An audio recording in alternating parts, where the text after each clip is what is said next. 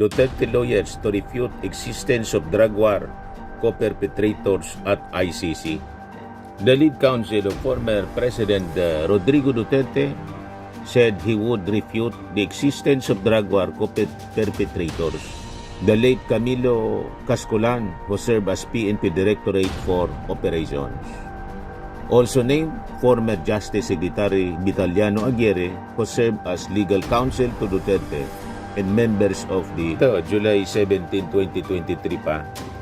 Sinulat ni Ellen Tordesillas, Vera Files. Diyan malinaw. BP Sara, 2 senators named in ICC probe. Ito yung report ng Inquirer na sinasabi ko, mga kababayan. Inquirer, April 30, 2025. Sara Duterte believes she's on ICC arrest list. Inamin niya mismo. Nagpapagang mga balita at pagtalakay sa mga isyu ng lipunan. Bulsa! Opinyon, banat at paglalantad sa katotohanan. Bulsa! What you see is what you get. You decide. Hello po mga kababayan, si Dante Maravillas. Ano niya yung mainit na issue ngayon, Mr. Maravillas? Yung tungkol pa rin mga kababayan sa pagpangalan sa dalawang senador ng ICC bilang mga co-perpetrators. Kasama yung iba pang mga top officials dati ni Digong sa Duterte administration. Kung saan, ang twist ngayon mga kababayan, baka dumiretso na po, pati kay Sara Duterte. Yan ngayon ang pinag-usapan po mga kababayan. Kaya yung mga DDS po, panic mode sila, gusto nang ipa-abolish pati yung ICC. Grabe naman niya Mr. Maravilla. Yan yan ang sigaw ngayon ng mga DDS influencer. Abolish ICC. Ganon katindi. Ganon sila nagpapanik ngayon. Ngayon, yung abogado ni Digong, ito yung latest. Sabi dito sa report ng Inquirer, Duterte lawyers to refute existence of drug war co-perpetrators at ICC. The lead counsel of former President Rodrigo Duterte said he would refute the existence of drug war co-perpetrators, including Senators Ronald Bato de la Rosa and Christopher Bongo, in the pre-trial hearing to begin next week in the International Criminal Court. Sabi po mga kababayan ni Kaufman, the defense niya would prove to be completely lacking in truth. The alleged 8 co-perpetrators in Duterte's crackdown on narcotics following the disclosure of a lesser redacted version of the document containing charges by the Office of the Prosecutor. That is a legal fiction, sabi po ni Kaufman. Aside from De La Rosa, Go, also named were high-ranking Philippine National Police officials during the Duterte presidency. Kasama po si Vicente Danao, dating PNP chief, former Philippine PDEA chief Isidro La Peña, dating NBI chief Dante Giran, dating PNP chief Oscar Abayalde, and other officer, the late Camilo Cascolan, who served as PNP Directorate for Operations. Also named former Justice Secretary Vitaliano Aguirre, who served as legal counsel to Duterte and members of the Davao Death Squad, according to the document. Sabi ni Kaufman, none of these co-perpetrators are, in my opinion, currently subject to arrest warrants. It flies in the face of prosecutorial logic to seek further warrants in the Philippine situation before the decision of the appeals chamber on the former president's jurisdiction challenge. Sabi po niya sa kanyang pinalabas na statement. And because of this mga kababayan, ang lumalabas ng balita, baka daw madamay pati si Sara Duterte. Kasi sabi nga natin doon sa previous vlog natin sa Live with Dante kanina, kahit si Sara last year, inamin niya na nasa lista daw siya. Kaya lang mauuna, mga kababayan, ito nga po na mga senador. And sabi na nga natin, nasa lista talaga siya based sa report ng Vera Files po. Ito, July 17, 2023 pa. Sinulat ni Ellen Tordesillas, Vera Files. Diyan malinaw. BP Sara, 2 senators named in ICC probe documents. Aside from former President Rodrigo Duterte, Vice President Sara Duterte Carpio, and Senators Bato de la Rosa and Bongo were named in a document submitted to the ICC probing the killings related to the drug war during the previous administration and when Duterte was mayor of Davao City. Damay talaga po si Sara, mga kababayan. At maging si Sara, inamin niya sa report ng Philippine Daily Inquirer na nasa lista talaga siya. Last year pa niya sinabi. Yan na, vulgar. Bukod kina Bato, Bongo at Abayalde, BP Sara next ng ICC kay FPRRD. So malamang sa malamang, baka makasabay pa ito sa impeachment o halimbawa makaligtas sa impeachment trial si Sara Duterte. Hindi siya makakaligtas mga kababayan sa ICC. So ito na yung katapusan ng Duterte politics mga kababayan dito sa ating bansa. Yan na. Ayon sa witness ng ICC na si Arturo Las Cañas, si Sara Duterte na mayor ng Davao City noong 2012 at si Bato de la Rosa na chief ng pulis ng Davao City ay siyang mga pasimuno ng tukhang. Ito yung report ng Inquirer na sinasabi ko, mga kababayan. Inquirer, April 30, 2025. Sara Duterte believes she's on ICC arrest list. Inamin niya mismo, mga kababayan. Sabi niya, nasa listahan ako. Marami-rami kami na nasa listahan ng ICC. Duterte explained that she believes this to be the case after she claimed that her conversation with her father, former President Rodrigo Duterte, currently detained by the ICC in The Hague, were being recorded during her visits. Dahil ang akala nila, ang pinag-usapan namin ay kung ano ang kaso at ang ginagawa natin sa kaso dito sa Pilipinas at mga strategy ng kaso, sabi po niya. So the writings on the wall, mga kababayan, are becoming clearer and clearer. Malamang hindi na makatakbo si Sara, mga kababayan, kahit hindi siya ma-impeach o ma-convict ng Senado. Kasi madideliver siya kasama o baka mauna muna sina Bato de la Rosa, Bongo at 6 na iba pa. Sunod sa lista, si Sara Duterte by her own admission, mga kababayan. Kasi po, sa totoo lang, sa usapin po mga kababayan ng criminal accountability, mayroon pong basic principle po sa batas. Conspiracy does not stop from the surface. Hindi lang po ito tungkol sa kung sino yung nasasakdal. Ang tanong palagi mga kababayan, sino yung may mga alam, may knowledge, sino yung mga sangkot, may participation sa krimen na nangyari, at kung sino yung may command responsibility, sino nag-utos. Di ba po, mga kababayan? Kapag po ang mga pangalan na lumalabas ay hindi random, kundi mga taong malapit, may posisyon at may operational role. Natural lang po na ang susunod na tanong, hanggang saan yung chain of responsibility? Ganun po. Ngayon, ang unang tanong, bakit kasama si Bato de la Rosa at saka si Bongo? So, unang linawin natin mga kababayan, ang ICC, hindi po yan basta't naglalagay ng mga pangalan dahil malapit or close sila doon sa nasasakdal tulad ni Digong na naunang na-deliver pa dahil ang standard po sa conspiracy at crimes against humanity ay participation. Ano yung partisipasyon nila? Direct man o indirect, at knowledge ng pattern of acts. Ngayon, dito tayo muna kay Bato de la Rosa. Na-implicate po siya dahil po sa dalawang critical roles niya. Una, nung Davao City Police Chief siya, 2012 to 2013. Then yung sunod niya, mga kababayan, yung papel niya bilang PNP Chief, 2016 hanggang 2018. Alam naman natin po siyan, mga kababayan, Chief Implementor siya, enforcer ng tukhang.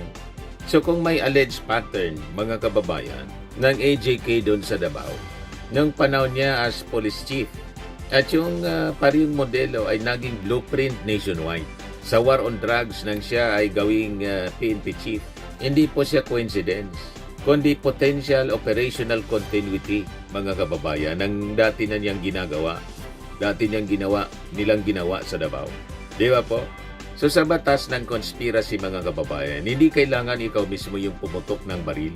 Sapat na po ang may command authority ka. May kinalaman ka sa pattern. May failure ka to prevent or punish o may active role ka sa pagpapatupad ng polisiya? Malinaw po. Malinaw po mga kababayan. Siya po yung chief implementor. Tama po? Chief enforcer siya mga kababayan ni Digong. Yan posisyon po ng police chief at PNP chief. Hindi po siya ceremonial. May control ka mismo sa police operation. May oversight ka. May power kang mag-imbestiga at magdisiplina. Siya mismo, recorded pa po. May utos nga siya, sunugin na niya ninyo. Recorded. Matindi. Kaya kung may systematic killings mga kababayan, ang tanong, hindi ba niya alam? Kung alam niya, bakit hindi niya napigilan? Kung hindi niya alam, bakit naging widespread? Naging malawak po. At naging tuloy-tuloy yung operasyon. Malinaw po na talagang siya mismo nag-utos kasi inutusan siya ni Digong. Yun ang order ni Digong, kill, kill, kill po. So sa command responsibility doctrine mga kababayan, ignorance is not an automatic defense. Lalo na po kung nasa iyo ay yung kapangyarihan. Tama po mga kababayan. Ngayon, punta tayo kay Bongo, Senator Bongo, na nag-uugas kamay din. Si Bongo, nasabit, natag siya dahil sa kanyang papel bilang personal aide ng dating Pangulong Digong. SAP, nung naging Pangulo na yung ating dating Pangulong Digong. Pero personal aide siya nung mayor pa si Digong. Siya yung chief ng Presidential Management Staff sa presidency ni Digong. So ang tanong dito ay hindi, police ba siya? Ang tamang tanong mga kababayan ay ganito. Ano ang level ng access at influence niya po bilang SAP? So sa conspiracy law mga kababayan, mahalaga po ang proximity at facilitation. Kung ikaw ay ang personal aide mismo ng mayor na nasasakdal si Digong, na inaakusahan ng paggagamit ng death squad at kalauna ikaw yung pinakang malapit sa kanya.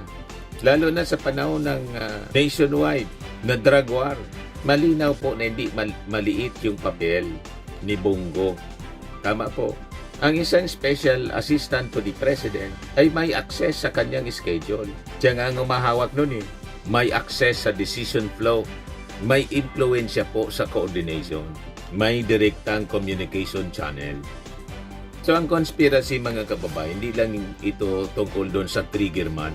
Kasama dyan mga kababayan yung facility or policy facilitation, operational coordination, knowledge at tolerance of unlawful acts. Yung depensa po sa mga interviews ni Bongo, sinasabi niya, sabi niya entirely unfounded, unfair, wala siyang kinalaman. Malamang po mga kababayan, denied ng ICC ang ganyang uri ng mga depensa. Di ba po? Kasi kung alam mo yung pattern, party ka ng inner circle bilang SAP, hindi mo pwedeng sabing observer ka lang. Tama po? Ngayon, bakit po natural na mapunta ang tanong kay Sara? Masasabit si Sara. Dito po pumapasok ang logic ng progression. Si Sara ay alam naman po natin, anak ni Digong. Dati din siyang mayor ng Davao. At tinuro mismo na utak ng death squad ni Las Cañas, si Sara. Direkta siyang inimplicate ni Arturo Las Cañas, mga kababayan. Ito yung report 2 years ago ng GMA. Pati si Kibuloy, tinuro. Saksi, si Salima Refra. Ito sa Pangulong Yan o. Ferdinand Bongbong Marcos Jr. Ito po. Senador. Panawagan ko po sa Pangulong Ferdinand Bongbong Marcos Jr. Pinapag-ingat yung ating Pangulo. At huwag po magkumpiyansa talaga sa halimaw ng Davao na si Vice President Tawag niya halimaw ng Davao. Sara Tambalos Duterte. Mga traitor po itong mga ito. At Umarap si Las Cañas sa media mula sa di binanggit na lugar sa labas ng bansa kung saan natapos na ang pre-trial investigation sa kanya ng International Criminal Court Office of the Prosecutor. 186 pages daw ang ganyang affidavit at may binigay pang notebook na naglalaman ng lahat ng nalalaman niya sa mga pagpatay na iniutos umano ng dating Pangulong Duterte, maging mga alegasyon laban sa mga anak nitong sina Vice President Sara at Congressman Pulong Duterte. Tinanggap ito ng Office of the Prosecutor as exhibit. And meron ako mga graph na ginawa ko about the delays in anti-crime task force, Genius Crime Task Force, and nung naging mayor, ang naging mayor si Sara Duterte. Ayon kay Las Cañas, kasunod ng mga pag-usisa ng media sa mga riding in tandem sa Davao City na pumapatay noon at walang nag-iimbestiga, nilikha ni Sara Duterte nang siya nang naging Davao City Mayor ang Oplan Tukhang. Siya nga pasimuno nito Oplan Tukhang nung nakaupo siya sa mayor. Kaya sanay po, Pinapunit niya si pinagbantaan pati yung ating Pangulo, sanay. Chief of Police ng Davao City.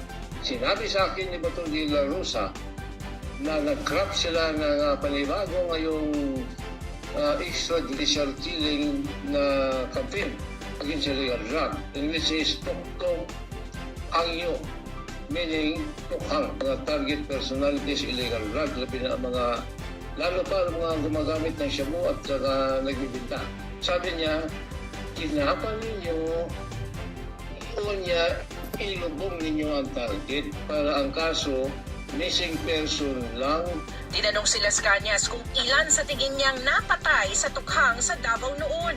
Sa Laon Pari lang po, sa estimation ko lang, meron pong mga more or less 3,000.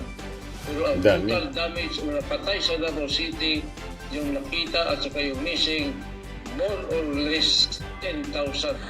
May nag-investigar ba yan? Si Vice President Tambaloslo, Sara? No.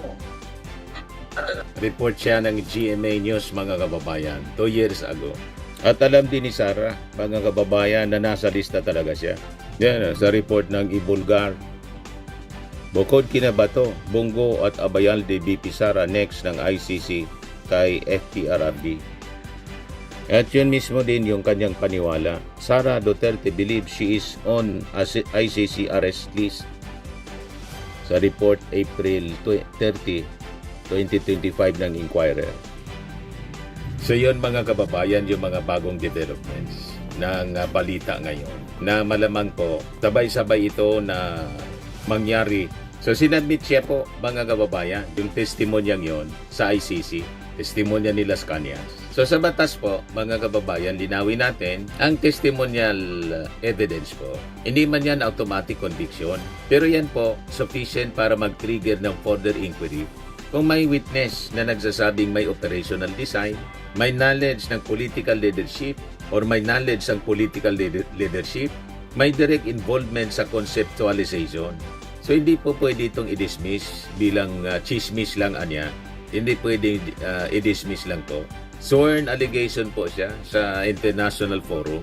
Kaya mabigat, mga kababayan. Kapag usapan natin yung conspiracy theory, pagkakaiba niya sa conspiracy law, magkaiba siya, mga kababayan. Sa conspiracy law, kapag may pattern of systematic killings at may consistent operational method, identical police language, overlapping personalities, saka may testimonial evidence. So, ang investigasyon, mga kababayan, hindi pwedeng uminto sa unang layer. Kung ang Davao model ang naging template po ng national policy at ang parehong inner circle ang nasa paligid po ng power structure, logically yung inquiry expands. Hindi pa siya hatol, pero hindi din po siya immunity. Allegation pa lamang ito, hindi pa siya conviction. Pero sa ilalim po ng international criminal law, ang threshold para po imbestigahan ay reasonable basis to believe. Kapag ang Davao Police Chief ay implicated, personal aid implicated, at saka siyempre may witness na nag-uugnay sa iyo tulad ni Las Cañas po.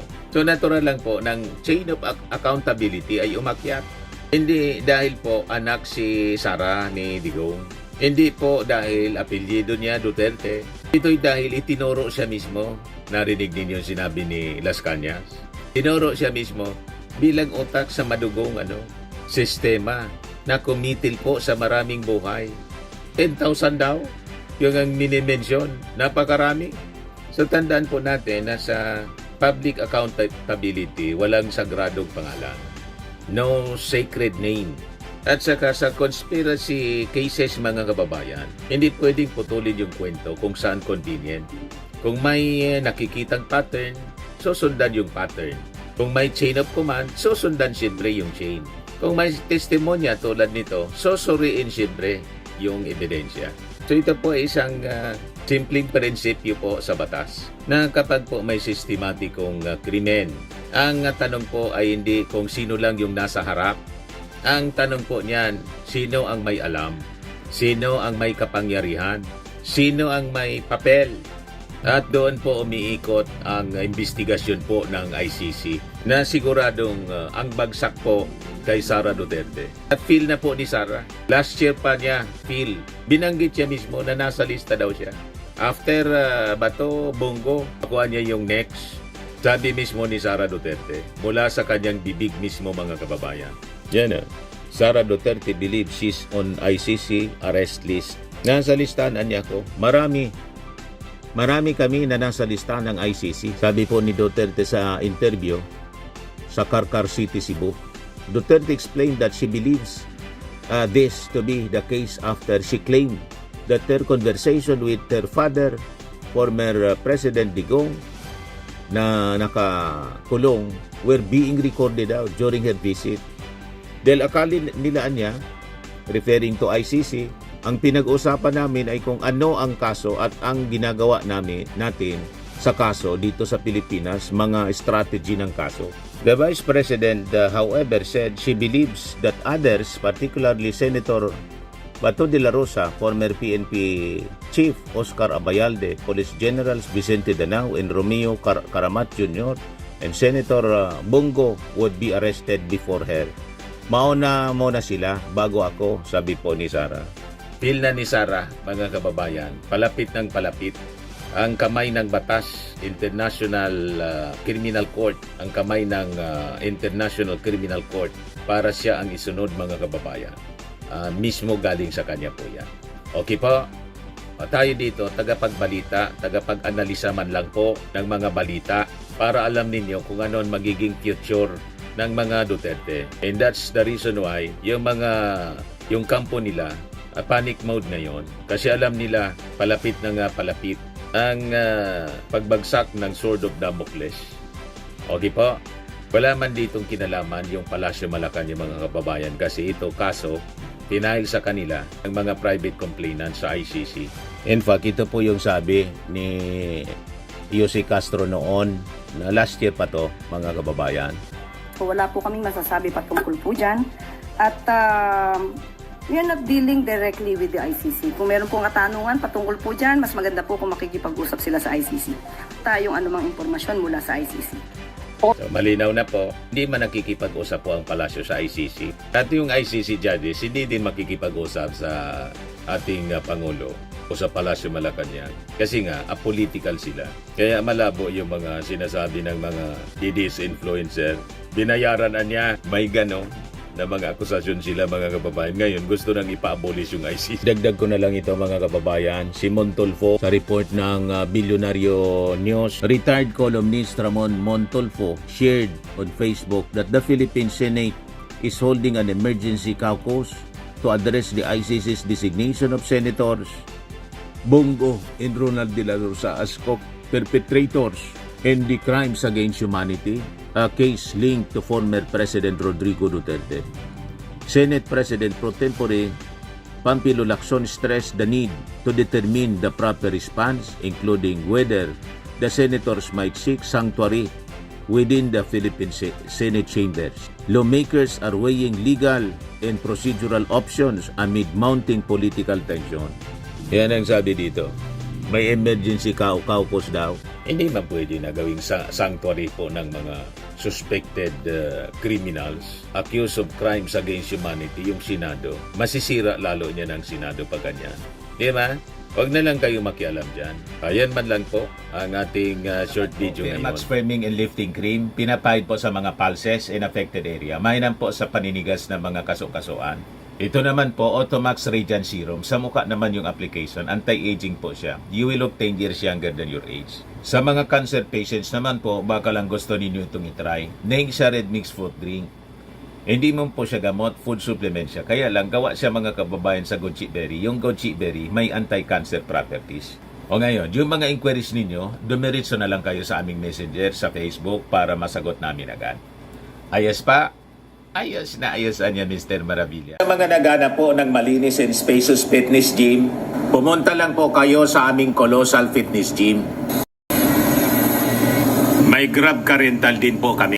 But anyway, ito po pala yung aming bagong product na binibenta online. I am worldwide amazing pure organic barley powdered drink mix from Australia. Negosyo to ng aking anak na architect entrepreneur Riz Maravillas. Ayan po. Kontakin na lang po ninyo siya, Riz Maravillas on Facebook. Ang mga health benefits niya, boost immunity, improves digestion, enhance energy levels, packed with antioxidants, prevent cancer. Ito naman po yung bago naming product na binibenta online. Eye Glow Serum, whitening po siya. Tingnan ninyo yung epekto sa aking anak na architect before and now. Yung mga inquiries po ninyo, dumiretso na lang kayo sa kanyang Facebook account, Riz Maravillas.